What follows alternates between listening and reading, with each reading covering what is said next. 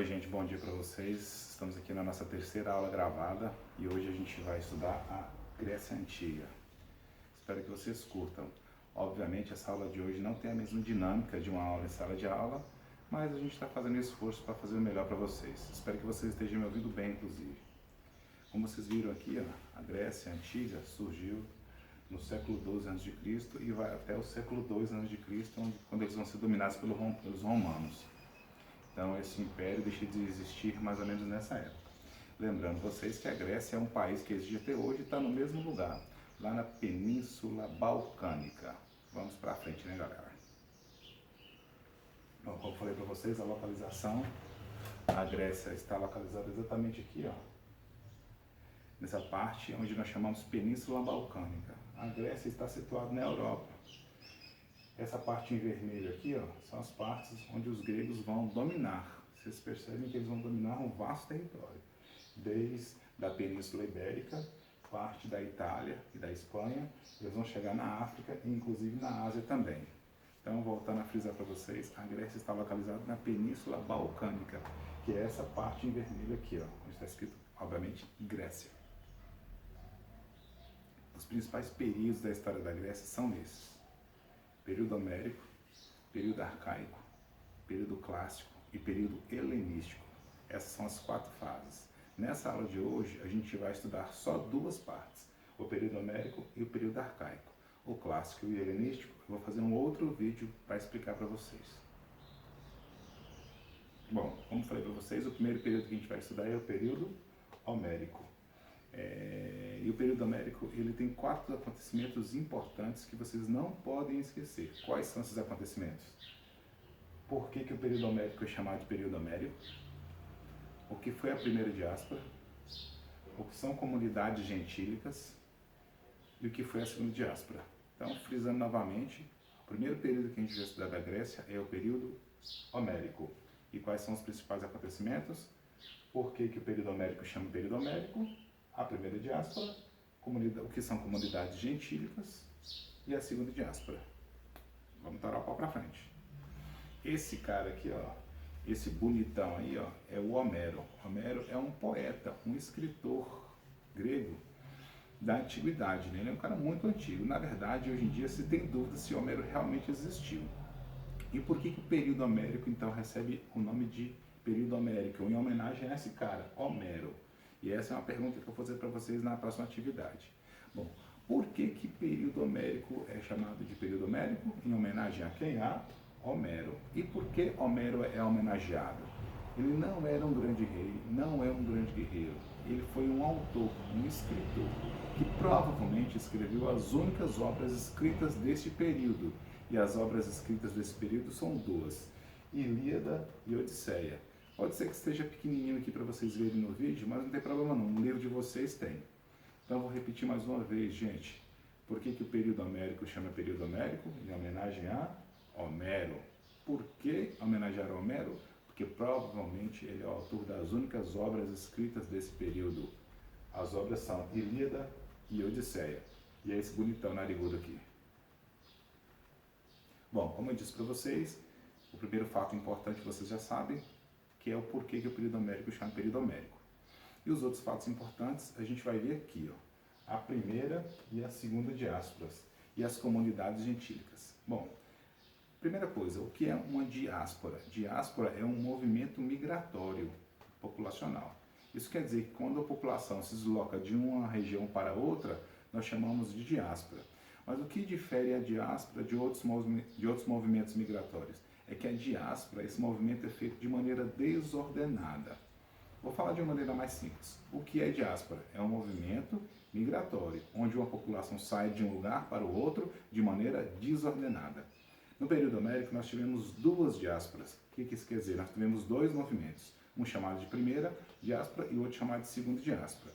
Bom, a primeira diáspora, lembrem disso, é importante que a gente vai usar mais para frente na avaliação.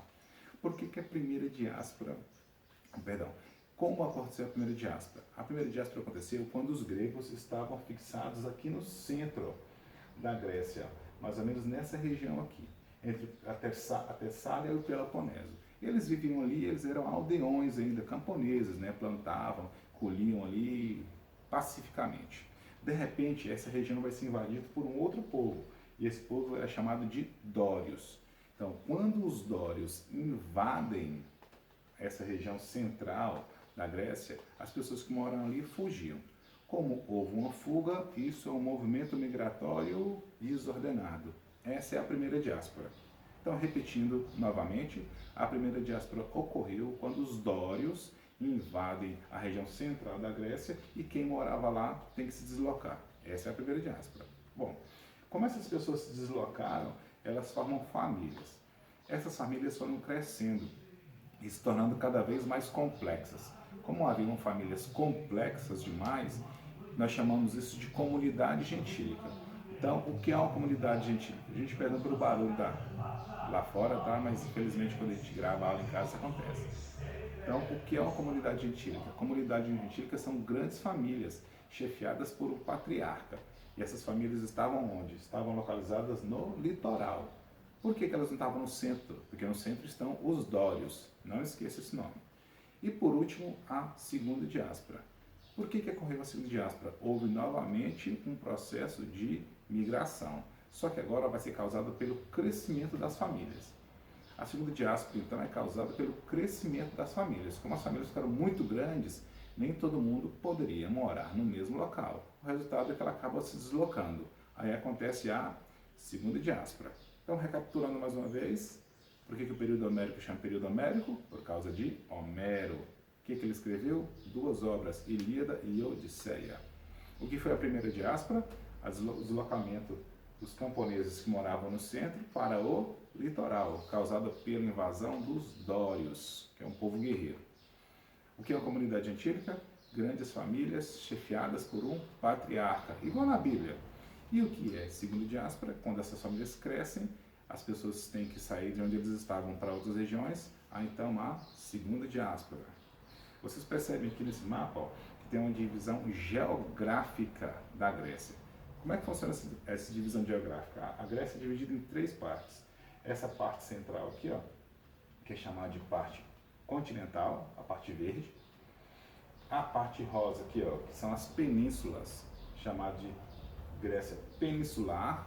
E por último, a parte aqui, ó, em vermelho, chamada de Grécia insular, onde estão as ilhas. Então, falando novamente, são 3 partes: continental, peninsular e insular. Bom, então o período homérico a gente estudou, são essas 4 coisas que você não pode se esquecer. Por que o período homérico chama período homérico? Primeira diáspora, segunda diáspora e o que são comunidades gentílicas. Porque agora a gente entra na segunda fase da história da Grécia, que é o período arcaico. O período arcaico é caracterizado pela formação das primeiras cidades. Então é nessa fase, no período arcaico, que começam a surgir as primeiras cidades ali na Grécia. A Grécia, na verdade, vai ter mais de 200 cidades, só que a gente vai estudar só 2 cidades, só Esparta e Atenas. E na aula de hoje a gente vai ver um pouco de Esparta. Antes de falar de Esparta propriamente dito, é importante que você se lembre que as cidades gregas elas têm uma divisão muito rígida. Como é que é essa divisão? A parte mais alta é chamada de Acrópole, a parte baixa é chamada de Porto e por último a parte mais baixa é chamada de Ágora e por último Porto. Então quais são as 3 divisões das cidades gregas? Acrópole, a parte mais alta, Ágora, a parte plana e o porto é onde os navios chegam para vender os seus produtos. Aqui no mapa vocês vão ver que tem Esparta um pouco mais centralizada e Atenas no litoral, já que os atenienses eram grandes comerciantes. Mas hoje a gente vai ver só Esparta. Bom, Esparta. O que é uma cidade-estado? Cidades-estados são cidades independentes, como se fossem pequenos países, têm o seu próprio governo e a sua própria economia. Então, a cidade-estado ela tem que ser, antes de tudo, independente e autônoma. E hoje nós vamos estudar a cidade-estado e Esparta. Qual é a divisão social de Esparta? A divisão é muito simples. Na parte aqui, ó, de cima estão os espartanos, abaixo os periecos e por último os ilotas. Importante lembrar o seguinte: quem é espartano? Espartanos são todos aqueles descendentes dos dórios, aquele povo que invadiu a região central da Grécia, que eu havia dito agora há pouco. Quem são os periecos? São os povos vizinhos. E por último, quem são os ilotas? Os ilotas são servos, pessoas que trabalham para os espartanos. Só um minuto aí, galera, vou fechar a janela aqui.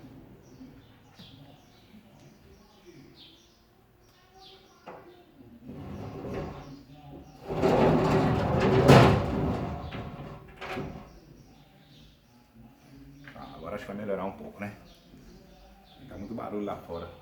Mas voltando ao assunto, a sociedade espartana é dividida em três: espartanos, periecos e ilotas. Lembrando que são todas informações importantes que vocês não podem esquecer. Bom, o que tem de importante aqui que vocês saibam é o seguinte: o espartano ele só desempenha uma função na sociedade espartana: a guerra. Ele nasceu para a guerra e não faz outra coisa que não seja isso. Então ele treina para a guerra, ele vive para a guerra, ele morre na guerra. Então quando a gente fala em educação espartana, essa educação espartana é voltada para quê, gente? Para ser um soldado, para a guerra. Então quando o espartano nasce, independente de ser mulher ou homem, quando ele nasceu para quê mesmo? Para a guerra. Ele tem que lutar na guerra. Então é para isso que ele vai viver. Então dos 0 aos 7 anos ele fica com a mãe.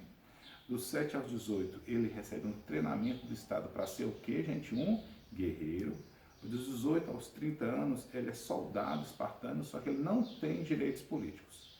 Com 30 anos em diante ele passa a ter direitos políticos e é chamado de hoplita. Vou recapitular. Do 0 aos 7 anos, ele fica com a mãe vai ensinar esse carinha ou essa menina a ser uma guerreira. Dos 7 aos 18 anos, ele recebe um treinamento para ser guerreiro. Com 18 anos, ele entra no exército e vai estar lá até os 30 anos. Depois dos 30, ele continua no exército, só que agora ele tem direitos políticos, então ele é chamado de hoplita. Assim é a sociedade espartana. Então não se esqueça, o espartano nasceu e viveu e vai morrer para ser o quê? Guerreiro. É importante essa informação. E por último, a política espartana, talvez a parte mais complicada de se estudar Esparta, né? Esparta é uma estado grega, uma das mais importantes, onde eles se dedicavam exclusivamente à guerra. O espartano, obviamente.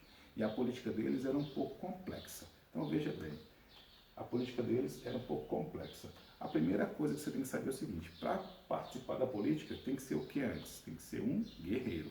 Então quando o cara tem 30 anos, ele vem para cá, para a Assembleia Popular, tá vendo? Então aqui na Assembleia Popular, com 30 anos, ele passa a ter direitos políticos. Qual é a função da Assembleia Popular? A Assembleia Popular também é chamada de Ápela. A função deles é eleger a Gerúsia e eleger os Zéfiros. Bom, o que é a Gerúsia? É o Conselho dos Anciãos. Geralmente os livros didáticos, esse conselho tem 28 integrantes, mas no livro de vocês está com 30, mas isso não faz diferença para nós. São mais ou menos 28 a 30 pessoas. Conselho do Ancião. Se é ancião, são mais velhos, tem que ter mais de 60 anos. Então a Gerúsia é eleita por quem? Pela Assembleia Popular. Tá bom? Essa Assembleia também elege os Zéfiros. São os Zéfiros que mandam Esparta. Quantos eles são? 5. Então, os Zéfiros, eles são eleitos para mandar em Esparta. Quem manda, na verdade, são esses caras. Então, eu vou explicar melhor.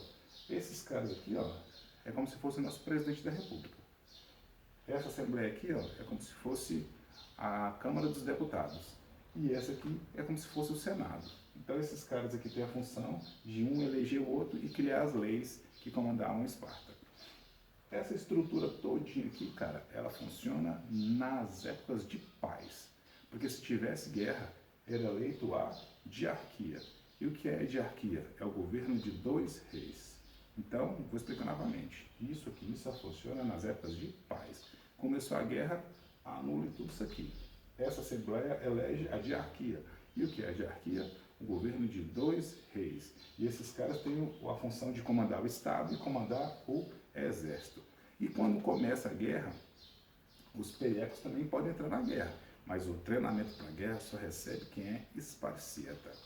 Gente, lembrando vocês que essa aula é uma aula rápida, né? Então, não tem como vocês tirarem dúvidas comigo agora, porque não está sendo online. Mas vocês podem tirar dúvidas a qualquer momento comigo lá na plataforma. Pode me perguntar, pode ficar à vontade. Espero que vocês tenham gostado da aula, espero que elas sirvam para você. Lembre-se, é importante que vocês leiam o livro e façam todas as atividades. Um beijo para vocês, até a próxima.